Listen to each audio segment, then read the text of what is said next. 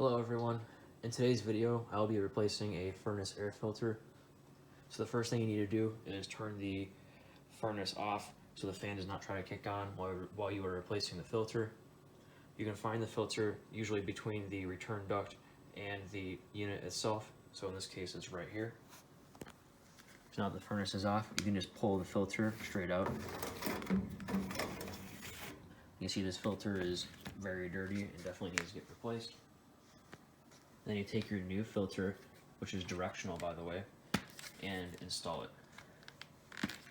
In the same way you pulled the other one out, you need to keep in mind the airflow is directional.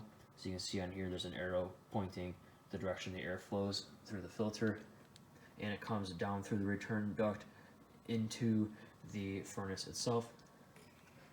So this is the proper direction for airflow. You're going to push the filter in. And that's it. Now it's in the furnace. You can turn the furnace back on, and that's it. If you like videos like this, please consider liking and subscribing. If you have any questions, go ahead and leave a comment below. Thank you.